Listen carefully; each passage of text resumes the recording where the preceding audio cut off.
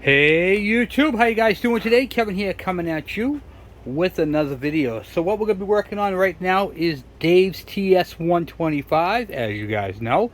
So we are coming in close to getting a lot of this bike done, and I can't wait to finish this bike off. It is a beautiful bike and Dave is going to love it.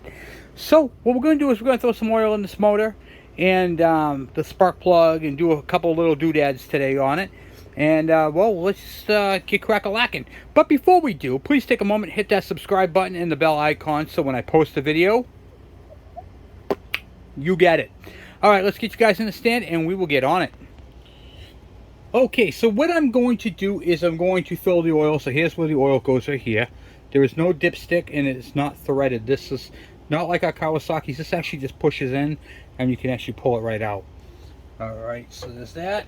Get a good clean funnel. Put that in the hole. And then right here, I don't know if you guys can see this or not. Yeah. Right. Oh, come on, focus. Focus. Come on, you can do it. Right here is the plug. It's already loose from when I did the side cover there. So you can either use a 10mm or you can use a number 3 Phillips head screw. It just fits on there like that. That does not get super tight. Alright, so now what we're going to do, shrink it down. We're going to put the oil in here until it comes out here. When it comes out here, it's full. And when you do this, you got to make sure that the bike is on a level surface. This is on my motorcycle lift, so that's good. I'm using a 10W40. You can use 10W30. This is high mileage. It does nothing to do with the bike. That is going to do nothing to do with it. And this is regular conventional motor oil. This is not synthetic. You do not want to use synthetic in these. The clutches do not like it. But they do like 10W40. So now I'm just going to pour it in the funnel until it comes out the bottom. And then I'll stop.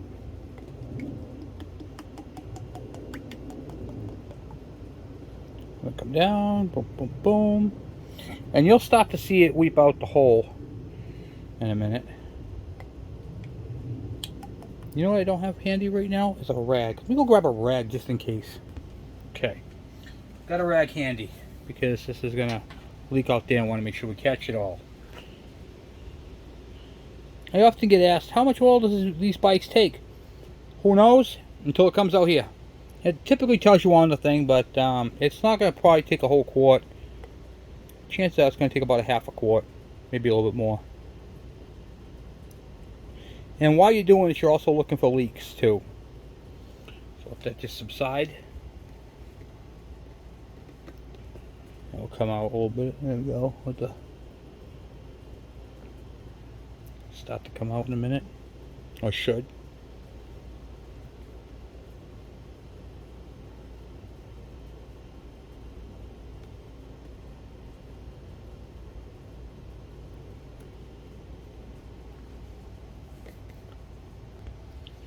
Didn't realize if it was already coming out. Look at that, huh? Right there. So we are full on that, and put the plug back in. If you get too much in there, it's going to drip out. Which I overfilled this thing a little bit because I didn't see it at first. It blended right in. Okay, so why my mess up is cleaning itself up. So I drip into that for a little bit. Basically until it just comes out of here, but I didn't see it, so I overfilled it, but not a big deal. Put the plug back in the top there. I'll let that drain into there for a little bit until it levels off, and that's basically how you do it. So that's how that goes. All right, now for the spark plug. Put the spark plug in. All right, so I just pulled the spark plug out, and I had painted, when I painted the top, I used the plug. This has a BR8ES. Okay, so this is a resistor spark plug. All right. Now there are two spark plugs, and I'll show you what they are here. You have, let me shut this light off, here you go. You have the BR8ES, which is what this bike takes, and the B8ES. This is non-resistor, this is resistor. I'm going to show you guys the difference between the two plugs. And I get asked this question a lot. It's a very good question. How come I can't use one and the other, and what's the difference between them? They look exactly the same. Let me show you. So the number 8 is called the heat range. The ES is the length of it. Okay, so the ESs are all going to be the same, and you can see right there how they look the same. The number 8 represents the heat range, which is how far this insulation comes up or is down. Okay, so the way these work is the higher the number, okay, the lower the heat range. The lower the number, the hotter the plug. All right, there are, and what does that mean? That is the temperature representing the temperature for which the plug cleans itself off at. And then of course you have the R, and it's in blue writing, and then there's no R in this one, it's in black writing. So this is a resistor plug, this is a non-resistor plug. This plug right here, the B8ES, is what you would use on a points ignition. The BR8ES is what you would use on a CDI.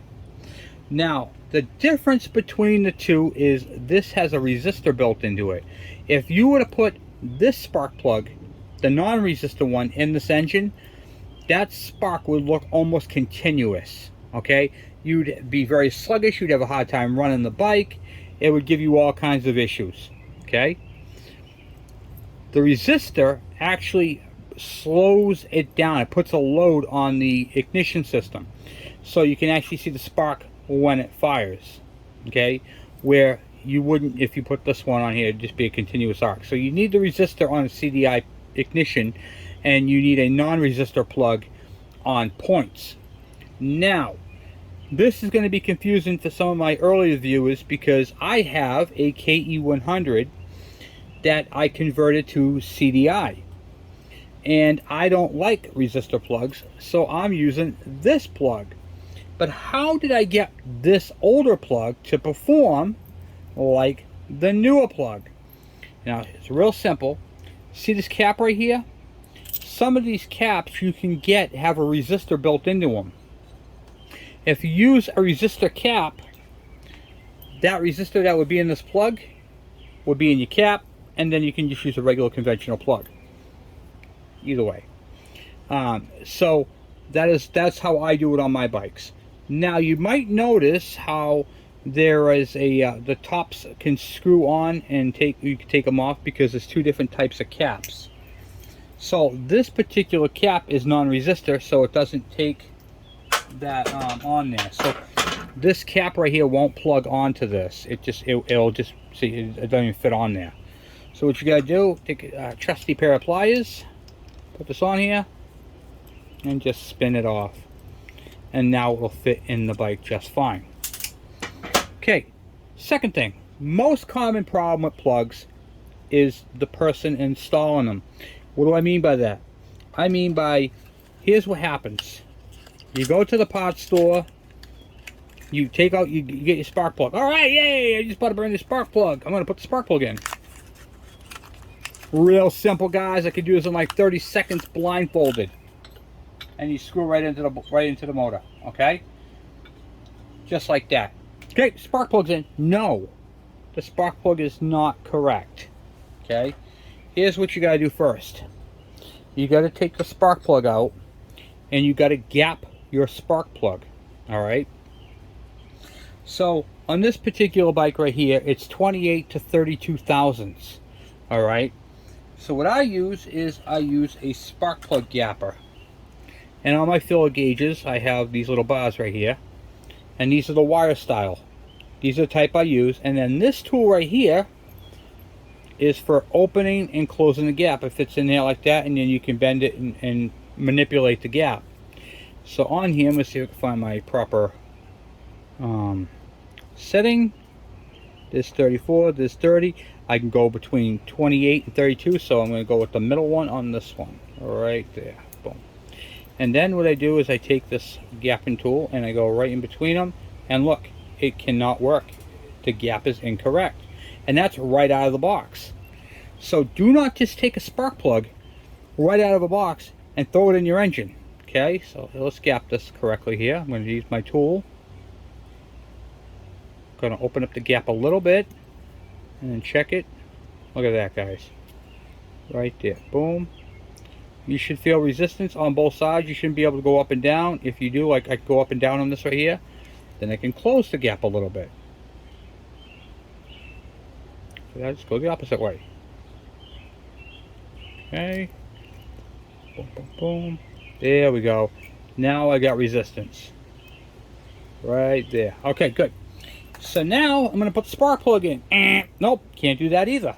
So there's two more things you got to do. Okay, so now we got the spark plug. We got the thing gapped. Now we're going to take some Never-Seez. And we're just going to use a little dab on it. Not a whole lot. So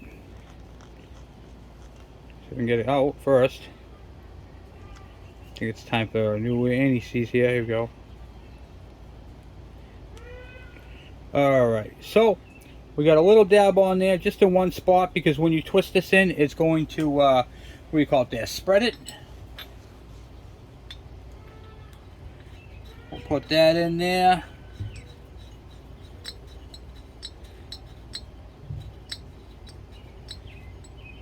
Okay, and we'll tighten it down. The torque on a spark plug is about 14 to 16 pounds, right in that realm, but you don't need to do that. You're just gonna tighten it down. Make sure you get a spark plug socket with a rubber boot in it. That protects the porcelain.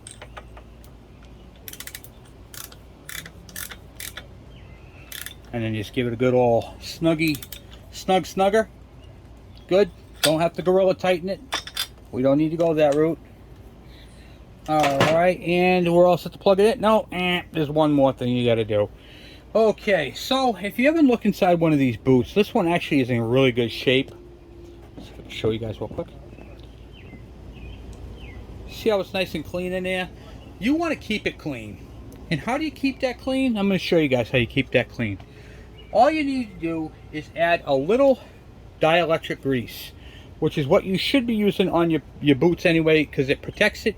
It keeps the moisture out and seals it. Okay, so once you get that in there just a little bit, you can get it into the thing. There we go. Nice. Alright, good. And now the boot can be installed and it fits on there nicely. Okay, so that, my friends, is the proper way to inspect, check, and do all that to a spark plug. A sparky plug, as I call them. Alright, cool. So we got the oil in the motor, which is still draining because I really overfilled it. So it's draining down to the right size. Alright, for this next part, I'm going to be kind of in your way. And I apologize for that. There's really no right angle to get you at this point. But what we're going to do now is we're going to put the exhaust O-ring in, which fits on the other side over here. Like that. Just fits in there. Now this right here is going to fall right to the ground. See that? It fell right to the piece, right to the ground. So, what can we do to hold this? I'm going to show you guys a trick. When you're trying to do these exhausts, you can use the Permatex Ultra Slick Lube. Build this on here. Couple spots. This ain't gonna hurt anything. It's just gonna make it sticky. Okay, just dabble it on there, and then it should hold itself in. Just like that. You can use Vaseline, grease, anything you really want to put in there. It'll hold it. Okay, so now I got my 2 bolts. I'm actually going on the other side for a minute. After I get the setup in there. And we're going to set the exhaust up and in. This goes on the outside. So let's put this like this. Okay, like so. Around the frame. I'm going to rest you on the head. Look at that, huh, guys? Woohoo! She's coming together quite nicely. I thought I was recording. I wasn't recording. Alright, so I just flipped this piece right here around because it was upside down. This is the way it goes. And I took it off. I put it back on when I was painting the exhaust. So anyway, let me show you guys what I did real quick. So I put, this is the back bolt right here. It goes bolt, washer, rubber, rubber, washer, which is the same washer as this. It gets sandwiched and goes right there for a nice solid mount. Then you have a bolt mount right here. You can see how it goes up through, and that's your upper one. And then of course you have your 2 lower ones right here for your crush gasket, and then that's pretty much the exhaust. So now for the exhaust, we got to put the muffler on the back here and come up with some mounting hardware, because the hardware that was on this was not correct. An extra nut on it, it just didn't look right. So we're going to put the proper stuff onto it. And that's what the muffler looks like on there. So what do we need for hardware for up top there? Pretty much the same thing as right here. You need a bolt, a washer, a rubber, a washer, and then that's pretty much it. So I'm going to go see if I can locate some of that, and I'll be back. Alright, so I got it goes washer, rubber, a thin rubber, and then a washer in the back there as well. And then I can just tighten that down, zap that down, the exhaust is on. Alright, I gotta figure out this thing because I'm having some issues with the camera. So anyway, I put the battery in, but I want to show you guys something very important. The strap on this thing is broken, and you really need to have a strap on there. So I'm going to show you guys an alternative if you have a strap. Now that strap right there always breaks. This right here, it was broken when we received the bike, and it hooks onto right here at the bottom. But I'm going to show you guys a cool trick that will help you out with this problem. Okay, so first thing we're going to do is slide this battery out like this. Now this part of the battery right here, so they hang on like this. This part of the battery right here, this top part doesn't come out because it's all looped around there. So we're going to take these bungee cords, put this on like this, and I'm going to get a pair of pliers and crimp it down. Okay, just like that. I'm going to do the same thing with the other one, and you want the hook going up. Okay, take the hook and go up with it. And then I'm going to crimp that one down as well. So it's like that in the perfect ring. Okay. Now we can take this right here and slide that battery back up into place where it's got to go.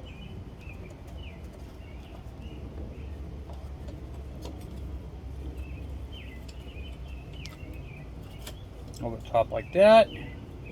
And then I can take this part right here and latch it on right there where it goes.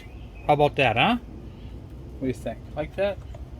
And then over here there's a plastic tube that hooks onto the side of your battery. That right there is if any acid leaks, it doesn't leak all over the battery box, it leaks down this tube and comes out the bottom. This tube right here. Alright, and then just nicely tuck everything back out of the way so nothing gets crimped or cut up. There's an extra fuse right there, so make sure that's all up in there good. Don't want anything to be falling out. Now remember, these bikes right here, there's a lot of vibration. They're going up and down, you know, over bumps and trails like this. So you really need to have that battery secured. You can't rely on that side cover. If you break that side cover, that battery's just going to be flopping on the ground. It's going to be all over the place. Alright, and now that this section is done, the exhaust is on. It's side cover time, guys. Alright, so this cover goes on in 3 places. There's a point here, there's a point here, and then of course the screw right here, which I just removed the screw. Put it off camera so it's going to fit on the groove first. Then up top. And then the screw in there. And then, my friends, this side of the bike is complete from A to zinc. And the cover is on. On like Donkey Kong. Look at that, huh? So the groove right there in the front, up top. And that, my friends, is what the bike looks like so far. Alright, so what do we have left? Well, I'm going to let that thing drain down to the proper level, and then I'll put the plug in. We'll do that part off camera. Now you guys know how to do all that. And in case you overfill it, just leave it off and let it drain. And you can see how much I overfilled it. And I literally did not see it come out. So anyway, what do I got left on the bike? I got to put one screw right here. Because if you remember when I did the lighting video, that screw was junk. I got to put the lens back on here. Then I got to come on to this side of the bike over here. I got to fix that broken wire, which I have the end of it on the what do you call it there, on the table. And then I got to put the fuel tank on, and then we'll be doing a first start and first ride with this bike. I'm super excited, guys. This bike is just about done. So I'm going to end the video here because I have a lot to do today. So unfortunately, I would love to spend more time and just finish it off, get it done. So there's going to be another video on this. I think 1 or 2 videos left on this bike, and that's pretty much it. So I want to say thank you guys for watching. Thank you guys for subscribing. And how cool is this? And once again, thank you for all the thumbs up and all your support. So this bike is coming along great. Remember, this was just a ball rust, so we were able to clean that up.